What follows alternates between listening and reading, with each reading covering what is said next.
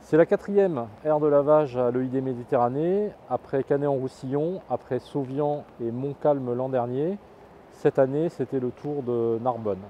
Les rampes de lavage, elles sont toutes constituées de la même manière, c'est-à-dire que quand on présente le véhicule devant, on passe devant au départ une boucle qui est incrustée, une boucle magnétique qui est incrustée au sol. Donc une fois que le véhicule va s'avancer, après être passé devant la boucle magnétique et devant ce capteur ici, ça va déclencher ici une rampe de lavage pour le châssis qui est minutée et qui va permettre en montant légèrement le véhicule et en le descendant d'humidifier le châssis, de décoller certaines boues et d'enlever des impuretés. Donc une fois que l'opérateur a stationné son véhicule en haut, il peut redescendre des rampes, se positionner ici et à l'aide de cette lance, il peut nettoyer le dessous, le châssis du véhicule.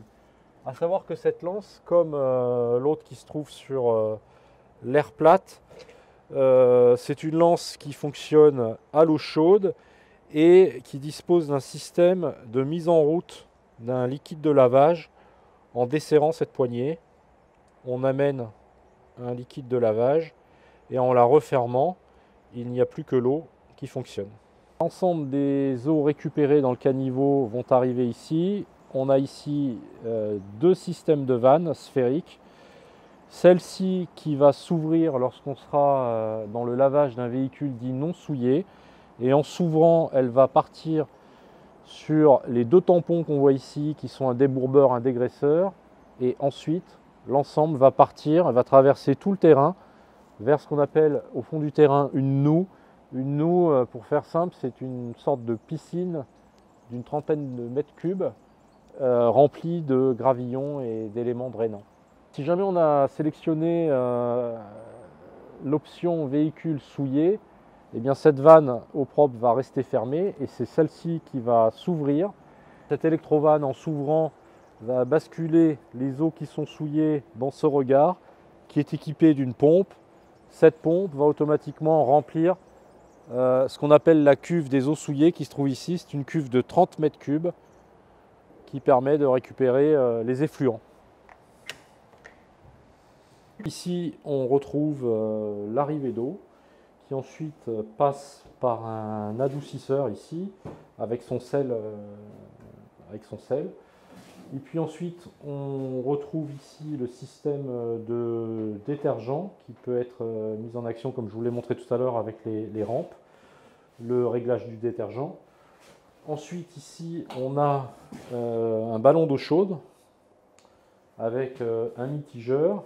Et ensuite, la pompe qui se trouve ici va permettre de renvoyer l'eau sous pression vers les trois départs que sont le lavage châssis et les deux lances de lavage. Ici, un volucompteur qui va nous servir à mesurer les volumes d'eau qui sont envoyés vers la cuve d'eau souillée. Et ici, on a donc toute la partie électrique du système dans l'armoire.